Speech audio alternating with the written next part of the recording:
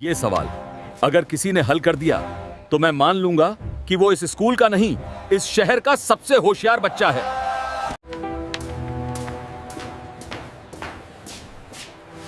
मैं इस सवाल को 1 सेकंड में हल कर दूंगा। सुबह का समय था। सूरज अभी पूरी तरह निकला नहीं था, लेकिन शहर की रफ्तार शुरू हो चुकी थी। स्कूल की घंटी बजने से पहले गली में बच्चों की आवाजें गूंज रही थीं। कोई दौड़ता हुआ आ रहा था, कोई टिफिन संभाल रहा था, कोई दोस्त से हंसते हुए बातें कर रहा था। नीली सफेद यूनिफॉर्म में सजे बच्चे स्कूल की तरफ बढ़ रहे थे। लेकिन उसी सड़क के किनारे थोड़ी दूरी पर एक अलग ही दुनिया थी। वहां समर खड़ा था, 12 साल का दुबला पतला लड़का। फटे हुए शर्ट की एक बाजू सिलाई से खुली हुई, पैरों में अलग अलग रंग की चप्पलें, कंधे पर एक भारी बोरा जिसमें प्लास्टिक, बोतलें और कबाड़ भरा हुआ था। उसका काम शुरू हो चुका था। समर झुका, कूड़े के डिब्बे में हाथ डाला, प्लास्टिक निकाला और बोरे में डाल दिया। उसके हाथों पर पुराने घावों के निशान थे, उंगलियां अक्सर कट जाती थीं। लेकिन उसकी आंखें अलग थीं। हर सुबह वह जानबूझकर उसी समय यहां आता था जब स्कूल के बच्चे अंदर जा रहे होते थे। किसी जलन से नहीं, किसी नफरत से नहीं, बस देखने के लिए। वह स्कूल की ऊंची दीवार के पार झांकता और खिड़कियों से आती आवाजें सुनता।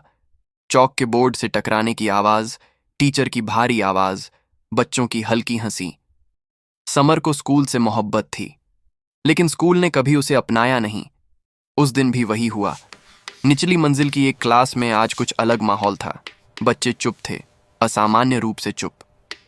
क्लास में दाखिल हुए थे प्रोफेसर देवधर, शहर के सबसे सख्त और सबसे तेज दिमाग वाले गणित शिक्षक। उनके बारे में कहा जाता था, देवधर सर कभी आसान सवाल नहीं देते और कभी गलत नहीं पढ़ाते। उन्होंने बिना किसी भूमिका के चौक उठाई। बोर्ड पर जैसे जैसे सफेद रेखाएं बनती गईं, क्लास की सांसें रुकती गईं। इंटीग्रल्स, लिमिट्स, अनंत श्रेणियां, कॉम्प्लेक्स नंबर। यह स्कूल का सवाल नहीं था, यह तो कॉलेज का भी नहीं था। पीछे बैठा अद्विक, क्लास का टॉपर, पहली बार सीधा बैठ गया। उसके चेहरे से आत्मविश्वास गायब हो चुका था। खिड़की के बाहर नीचे सड़क पर समर का हाथ बोरे में रुका हुआ था। उसकी नजर बोर्ड पर थी। एक एक चिन्ह जैसे उसकी आंखों में उतर रहा था। उसकी पलकें तक नहीं झपक रही थीं। यह सवाल, देवधर सर की आवाज भारी हो गई। अगर किसी ने हल कर दिया तो मैं मान लूंगा कि वो इस स्कूल का नहीं, इस शहर का सबसे होशियार बच्चा है। क्लास में सन्नाटा छा गया। समर की सांस तेज हो गई। यह सवाल उसे डरा नहीं रहा था, यह सवाल उसे बुला रहा था। उसने धीरे से फुसफुसाया, यह मुश्किल है पर टूट सकता है।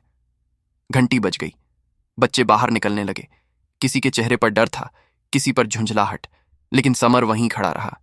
जब क्लास पूरी तरह खाली हो गई, वह धीरे धीरे आगे बढ़ा, खिड़की के बिल्कुल पास। उसने पूरे सवाल को देखा, हर लाइन, हर मोड़, हर जाल। उसका दिमाग किसी मशीन की तरह नहीं, किसी कलाकार की तरह काम कर रहा था। वह सवाल नहीं देख रहा था, वह पैटर्न देख रहा था।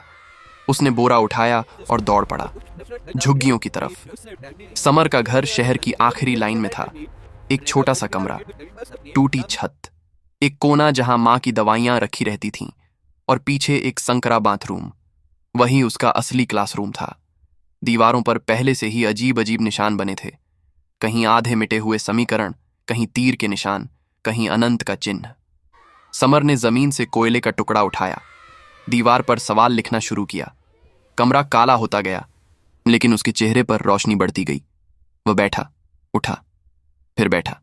एक रास्ता गलत, दूसरा रास्ता बंद, तीसरा रास्ता लगभग सही लेकिन अधूरा। समय गुजरता गया। बाहर अंधेरा हो गया।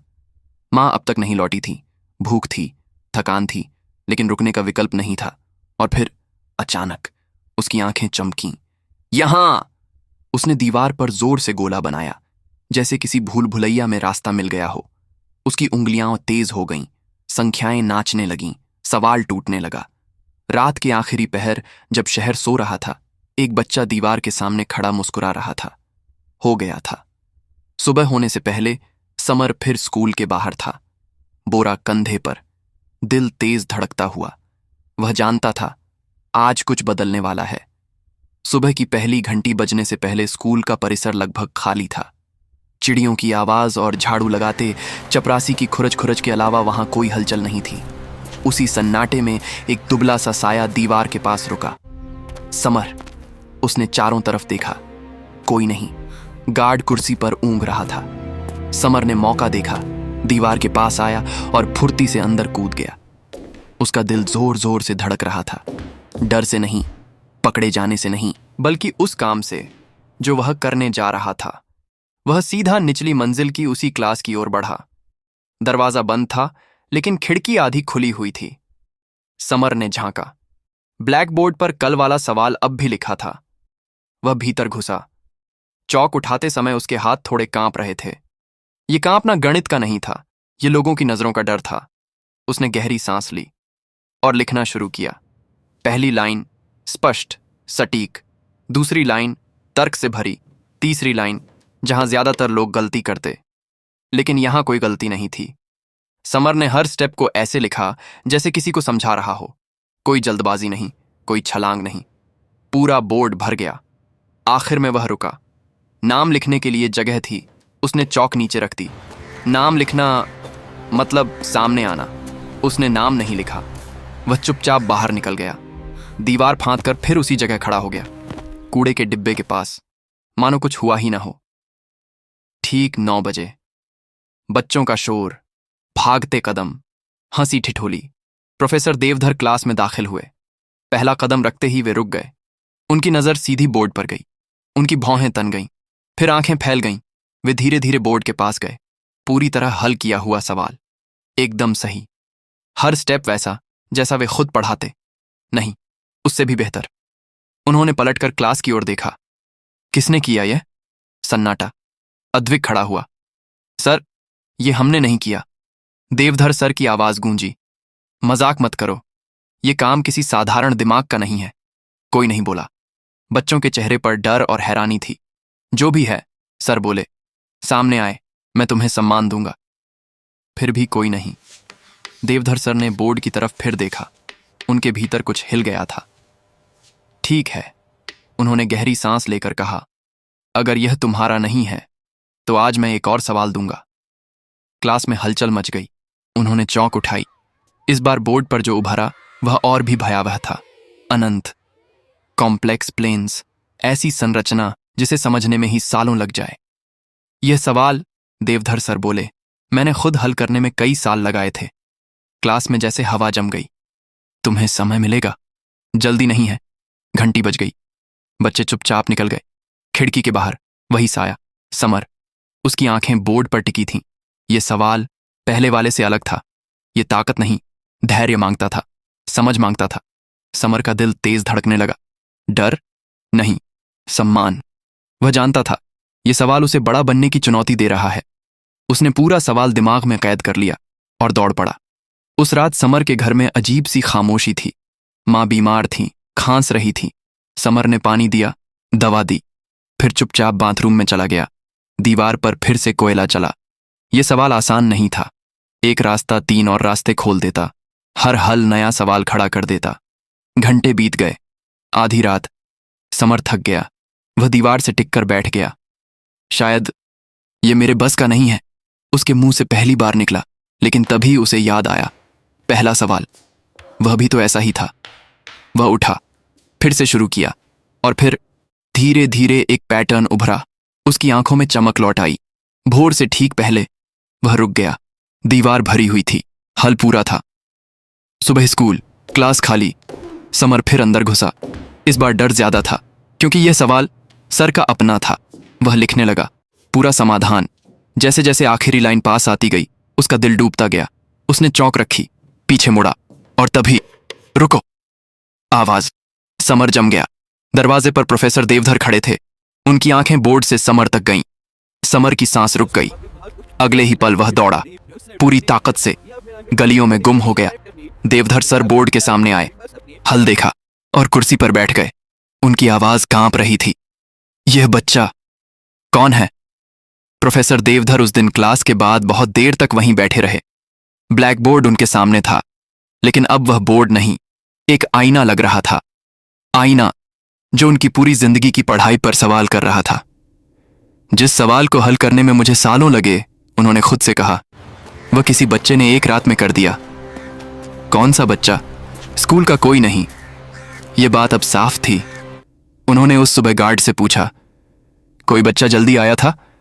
गार्ड ने सिर हिलाया, नहीं सर, सिर्फ वही कूड़ा बीनने वाले बच्चे घूमते रहते हैं। देवधर सर का दिल जोर से धड़का। कूड़ा बीनने वाला बच्चा? दोपहर की छुट्टी में वे बाहर निकल पड़े। स्कूल की पिछली दीवार के पास वही कूड़े के ढेर, वही बदबू, वही लड़के बोरियां उठाए हुए। देवधर सर ने एक बच्चे को रोका, तुम लोग यहां रोज आते हो? लड़के ने सिर हिलाया। कोई है जो रोज सुबह स्कूल के पास खड़ा रहता हो? पतला सा, चुपचाप देखने वाला? लड़कों ने एक दूसरे की ओर देखा। फिर एक ने धीरे से कहा, समर। नाम सुनते ही देवधर सर के शरीर में जैसे बिजली दौड़ गई। वह कहाँ रहता है? उंगली उठी झुग्गियों की आखिरी कतार की ओर। समर की झुग्गी वैसी ही थी जैसी देवधर सर ने कभी देखी नहीं थी। टूटी दीवारें, पुराना पर्दा, छप्पर से टपकता पानी। उन्होंने धीरे से पर्दा हटाया। अंदर कदम रखते ही वे रुक गए।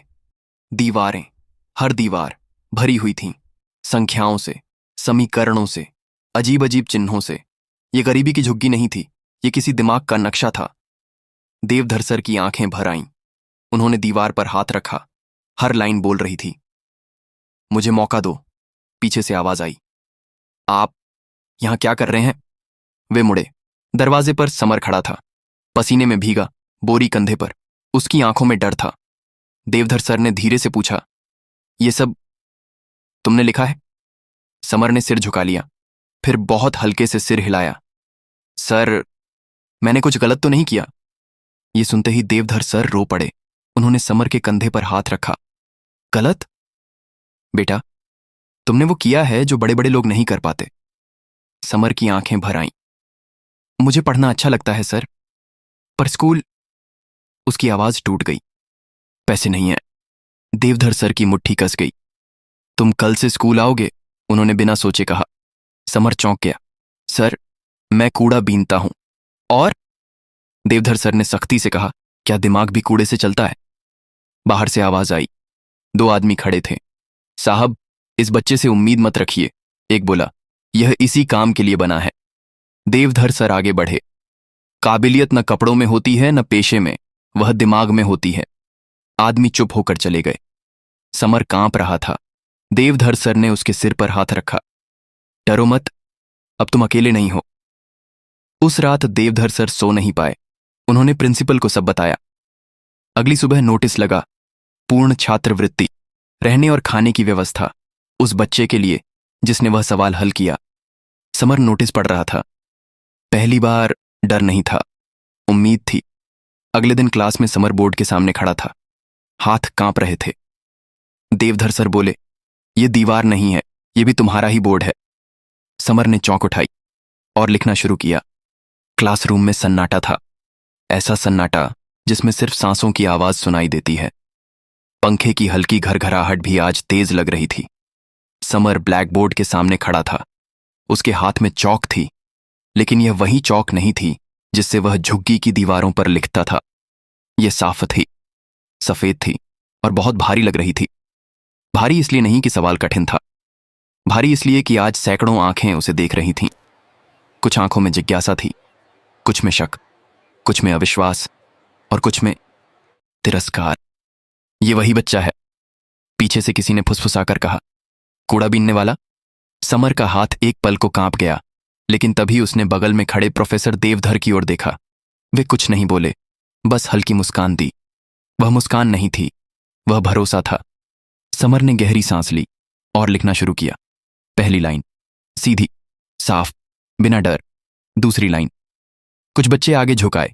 तीसरी लाइन अद्विक की भौहें तन गईं। वह पहली बार किसी को ऐसे लिखते देख रहा था, बिना रुके, बिना काटे। समय बीतता गया। 10 मिनट, 20 मिनट। पूरे बोर्ड पर समाधान फैल गया, हर स्टेप समझाया हुआ, हर मोड़ स्पष्ट। समर रुका, आखिरी लाइन लिखी, उत्तर सही, पूरी तरह सही। एक पल के लिए कुछ नहीं हुआ, फिर एक ताली। किसी ने हिम्मत की, फिर दूसरी, फिर तीसरी, और देखते ही देखते पूरा क्लासरूम तालियों से गूंज उठा। समर हक्का बक्का रह गया।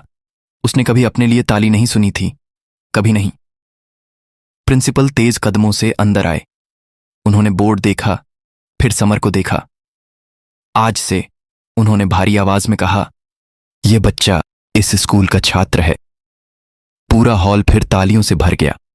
इसकी पढ़ाई, रहने, खाने की पूरी जिम्मेदारी स्कूल उठाएगा। समर की आंखों से आंसू बहने लगे। वह फूट फूट कर रोने लगा। यह रोना दुख का नहीं था, यह उस बोझ का था जो सालों से उसके सीने पर रखा था। प्रोफेसर देवधर ने उसका कंधा थाम लिया। अब तुम सिर्फ सीखोगे नहीं, उन्होंने कहा, तुम सिखाओगे। उस दिन के बाद सब बदल गया। समर के हाथों में अब बोरी नहीं होती थी, उसके हाथों में किताबें होती थीं। पहले वह क्लास में सबसे पीछे बैठता था, धीरे धीरे आगे आने लगा। बच्चे जो पहले उसे घूरते थे अब उससे सवाल पूछते थे। वह चुपचाप मुस्कुरा देता, क्योंकि उसे पता था संख्याएं कभी किसी को छोटा या बड़ा नहीं बनाती, लोग बनाते हैं। मां की आंखों में अब डर नहीं था, उसकी झुर्रियों में उम्मीद थी। मेरा बेटा स्कूल जाता है, वह मोहल्ले में गर्व से कहती, और हर बार समर का सिर झुक जाता, गर्व से। साल बीतते गए। समर शहर से बाहर पढ़ने गया, फिर देश से बाहर। गणित अब उसके लिए सिर्फ विषय नहीं था, वह उसकी भाषा थी। सम्मेलन, पुरस्कार, सम्मान। लेकिन हर बार जब कोई उससे पूछता, तुमने शुरुआत कहां से की, वह मुस्कुराकर कहता, एक दीवार से। कई साल बाद उसी स्कूल में एक कार्यक्रम था। स्टेज पर एक बड़ा बैनर लगा था, अतिथि व्याख्याता प्रोफेसर समर देवधर। समर स्टेज पर खड़ा था, नीचे बच्चे बैठे थे, वही चमक जो कभी उसकी आंखों में थी। उसने बोलना शुरू किया, अगर कभी लगे कि दुनिया ने आपको गलत जगह रख दिया है तो याद रखना, आप गलत नहीं हो। पूरा हॉल चुप था। मैंने कूड़ा बीनकर पेट भरा है, उसने बिना झिझक कहा, और दीवारों पर सपने लिखे हैं। देवधर सर पीछे बैठकर रो रहे थे।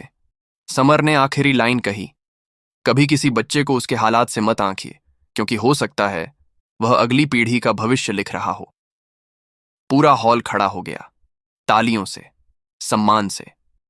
कार्यक्रम के बाद समर अकेले बाहर आया, स्कूल की पिछली दीवार के पास। वहीं कूड़े का ढेर अब नहीं था, लेकिन उसे याद था। उसने आंखें बंद कीं और बुदबुदाया, धन्यवाद उस बोरी के लिए जो कभी उसके कंधे पर थी, क्योंकि अगर वह बोरी नहीं होती तो शायद यह भविष्य भी नहीं होता।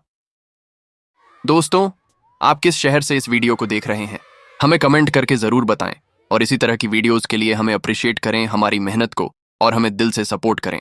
हमारे चैनल को सब्सक्राइब करें, साथ ही वीडियो को लाइक करना हरगिज़ न भूलें। धन्यवाद।